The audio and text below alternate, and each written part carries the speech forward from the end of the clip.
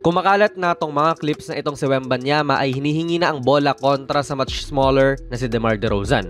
Walang ibang player sa paligid nila masyado kundi silang dalawa lang, and siguro kung kunwari si Chris Paul or si Rondo ang nasa pwesto nito ni Johnson ngayon, i-expect mong ibibigay nila kagad yan.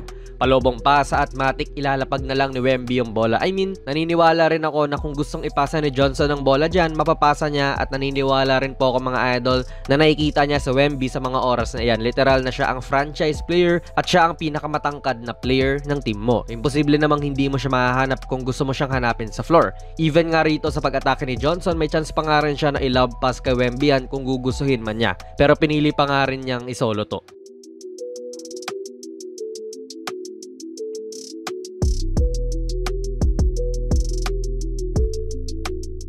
Ngayon, sa latest na laban nila kontra sa Utah Jazz, mauulit pa kaya to? Tignan natin. Semi-libre na po si Wemby dyan, pero kita mo naman na alam din ni Lowry na pwede tong mapasahan. So kahit na nakalapit siya kay Vassell dyan, hindi siya nag-commit all the way at nanatili pa rin siyang malapit kay Wemby. Nakatingin nga rin po si Lowry kay Vassell sa good read to mula kay Wemby na mag-backdoor cut, in which basa rin naman ni Lowry yan at nabantayan pa rin niya ng maayos. Pero nagtataas na nga ng kamay si Wemby rito, at I believe na kung ilalab pass din ni Vassell yan, pwedeng i-dunk ni Wemby yung bola. Pero delikado nga kasi itong si Olynyk ay nag-aabang din dyan. So medyo good call din na i-kick out mo na lang. Pero heto, iniipit ka na nga rito sa may gitna at si Wemby ang luwag-luwag ng depensa.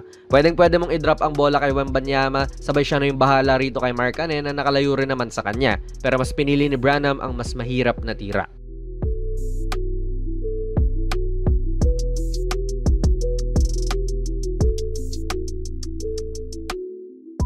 Nga pala mga idol, ang video na ito ay sponsored ng 1xBet, ang isa sa mga trusted betting sites dito sa Pinas at sa ibang bansa.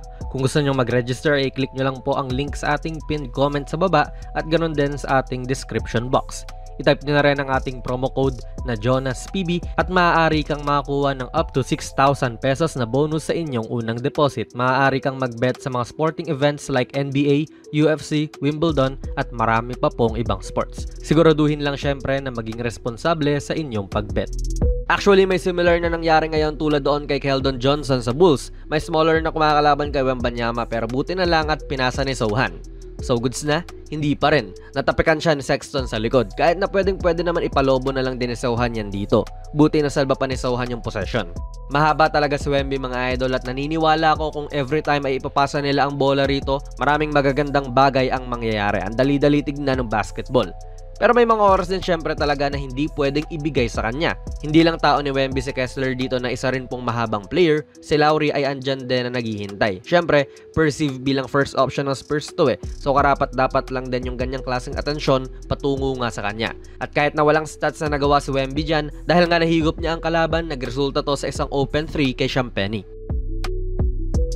Itong si Sochan ay medyo natututunan na rin ipasa ang bola kay Wembanyama. At yung length niya alone ang nagpapaposible na makascore siya. Ganda nung lefty layup niya rito. And siguro ni-review nila sa kanilang film na dapat hanapin lang lagi nila si Wemby sa ganitong mga pagkakataon. Si Clarkson na nga lang ang katapatan ni Wemby rito at kung ganon, dapat mo talagang binibigay sa kanya yung bola. Wala na nga rin nagawa si JC kundi i-foul to at niyakap pa niya at tinapik pa yung dibdib. So good decision yan mula sa kampe ni Wemby. Dito nga, pinakita pa nga ni Wemby yung klase ng pasa na dapat sa kanya binibigay. Isipin mo, big man niya to pero kayang-kaya yung mga ganyang pasa, tapos yung iba, ibabato na nga lang sa taas, hindi pa nila nagagawa.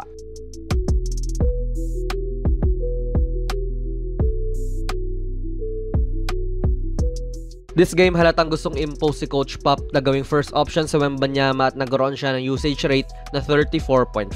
Yes, noong nasa floor po si Wemby this game, 34.5% na mga plays ng kanyang team ay kasama siya. Kumpara mo yan doon sa Bulls game nila before nung larong ito na mayroon lamang siyang 21.6% na usage rate. And karapat dapat naman din kasi talaga. Kayang-kaya naman ni Wemby mag-anchor ng opensa pero tila ine-elect din ng mga ibang kakampi niya na wag siyang pasahan. Although talo pa rin ng Spurs sa larong ito kontra sa Jazz pero kita nga nating mas naging involved si Wemby at least sa larong ito. Sa tingin nyo ba mga idol, bakit kaya hindi pinapasahan minsan tong si Wemby? Ilagay nyo lang po ang inyong mga komento sa ating comment section sa baba. Kung nagustuhan nyo po ang ating video ay pipindot na lang idol ng like button, mag-subscribe ka na rin sa ating channel at ako nga pala si Jonas PB and as always, hanggang sa muli.